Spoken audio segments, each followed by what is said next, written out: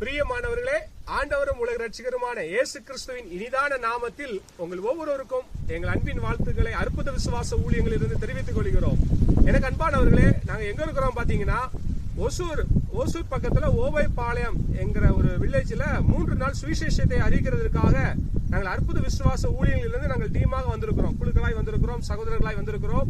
நாங்கள் இப்ப எங்க இருக்கிறோம் பாத்தீங்கன்னா, ஓசூர் பக்கத்துல ஓவைப்பாளையத்துல 500 அடி உயரத்துல ஒரு மலையில நாங்கள் உட்கார்ந்துருக்கிறோம். 500 அடி உயரத்துல உட்கார்ந்துருக்கோம். பாருங்க எவ்வளவு அழகா இருக்குது, ஆண்டவருடைய படைப்பு எவ்வளவு ரம்மியமா இருக்குது பாருங்க.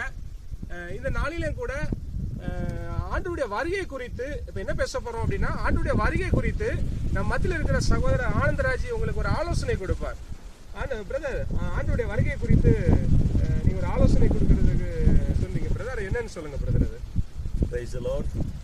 ஆண்டவராகிய இயேசு கிறிஸ்துவின் நாமத்தில் யாவருக்கும் எங்களுடைய மனமார்ந்த வாழ்த்துக்களை தெரிவித்துக் கொள்கிறோம். இப்பொழுது கூட நாங்கள் இந்த மலையிலே வந்தவுடனே கர்த்தர் எங்களோடு கூட பேசின வார்த்தை, கர்த்தருடைய வருகை குறித்து சொல்ல வேண்டும் என்ற ஒரு வாஞ்சை உண்டானது. ஆண்டவருடைய வருகையிலே நாம் எடுத்துக்கொள்ளப்பட வேண்டும்.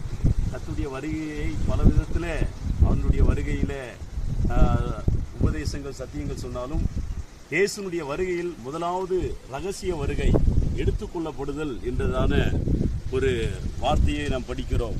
வேதத்தில் இது ராப்சர் என்று சொல்லப்பட்டிருக்கிறது. இந்த எடுத்துக்கொள்ளப்படுதலுக்கு சபை ஆயத்தப்பட வேண்டும் என்று சொல்லி தேவன் மிகவும் ஆவல் உள்ளவராக இருக்கிறார். முதலாவது இயேசு கிறிஸ்து வந்தது பாவிகளுக்காக வந்தார். இப்பொழுது பரிசுத்தவான்களை எடுத்துக்கொள்ள அவர் சீக்கிரம் வரப்போகிறார்.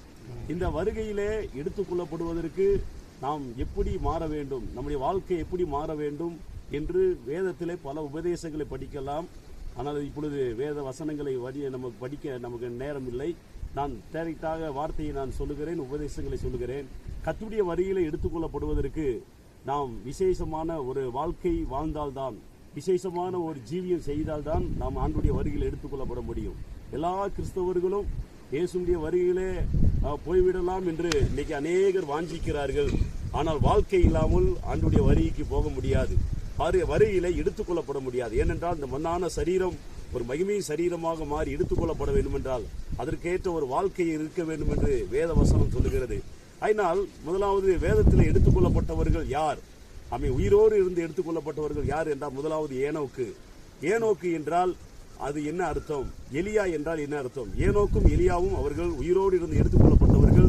அவர்கள் இந்த பூமியிலே மரணத்தை காணவில்லை.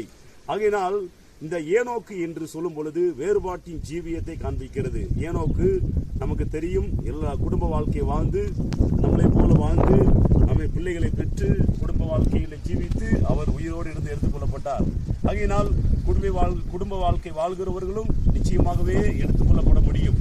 ஆகினாலே ஏனோக்கு என்றால் அதனுடைய அர்த்தத்தை நான் சொல்லுகிறேன், வேறுபாட்டின் ஜீவியம் என்றால் பிரதிஷ்டையின் ஜீவியம். ஆகையினால் நம்முடைய ஆண்டுடைய வருகையிலே ரகசிய வருகையில் எடுத்துக்கொள்ளப்பட வேண்டும் என்றால் நமக்கென்று தனிப்பட்ட ஒரு வேறுபாட்டின் ஜீவியத்தை ஆண்டவர் எதிர்பார்க்கிறார். வேறுபாட்டின் ஜீவியம் ஒரு ஊழியனோ ஒரு விசுவாசியோ செய்யாத பட்சத்திலே கர்த்தருடைய வருகையில் எடுத்துக்கொள்ளப்பட முடியாது. நாம் பல விதத்திலே இந்த உலகத்தை விட்டு வேறு பிரிந்து வாழ வேண்டும் என்று வேத வசனம் சொல்லுகிறது. அதனால் வேறுபாட்டின் ஜீவியத்தை குறித்து பல விதத்திலே நாம் பேசலாம். ஆனால் இதை விரிவாக சொல்ல இப்பொழுது நேரம் இல்லை. நாம் வேறுபாட்டின் ஜீவியத்தை அதிகமாக நாம் கடைபிடிக்க வேண்டும், பிரயாசப்பட வேண்டும். வேறு பிரிந்து ஜீவிக்க எல்லாவற்றும் உலகத்தை விட்டு, பாவத்தை விட்டு, மாம்சத்தை விட்டு, உலக ஆசை இச்சைகளை விட்டு, கண்களின் இச்சைகளை விட்டு, மாம்சத்தின் பல காரியங்களை விட்டு நாம் வேறு பிரிந்து இந்த உலகத்தில் ஜீவித்தால்தான் நாம் இந்த ஆண்டுடைய வருகையிலே எடுத்துக்கொள்ளப்பட முடியும். இரண்டாவது எலியா என்றால் அதனுடைய அர்த்தம் திவாலானவன். அதாவது ஒரு பேங்க் திவாலாயிருச்சு, ஒரு கம்பெனி திவாலாயிருச்சு என்று நாம் கேள்விப்பட்டிருப்போம். இது போல எலியா என்றால் அதனுடைய பெயரின் அர்த்தமே திவாலாய் வாழ்கிற வாழ்க்கை, ஒன்றுமே இல்லாத ஜீவியம். இதுதான் விசுவாச ஜீவியத்தை காண்பிக்கிறது. இன்றைக்கு ஒரு விசுவாசி, ஒரு ஊழியன் விசுவாச ஜீவியத்தை அதிகமாக பயிற்சிக்க வேண்டும். விசுவாசத்துல நாம் வளர வேண்டும். விசுவாசம் என்பது இன்னைக்கு உலகத்துக்காக, பணத்துக்காக, சொத்து சுகத்துக்காக அல்லது சரீரத்தின் சுகத்துக்காக எதற்காக வைக்கிற விசுவாசம் அல்ல, மேலான ஒரு விசுவாசத்தை தேவன் வைத்திருக்கிறார். இன்றைக்கு நமக்கு ஆஸ்தியை சம்பாதிப்பதற்கும் பணத்தை சம்பாதிப்பதற்கும் இன்னைக்கு யாரும் மேல விசுவாசம் வைக்கிறதுக்காக இயேசு கிறிஸ்து இப்படிப்பட்ட ஒரு கொடூர மரணத்தை அடைய தேவையில்லை. பெரிய மரணத்தை அடையும். சொல்கிறார், எதற்காக என்றால் உலக ஆசீர்வாதங்களுக்காக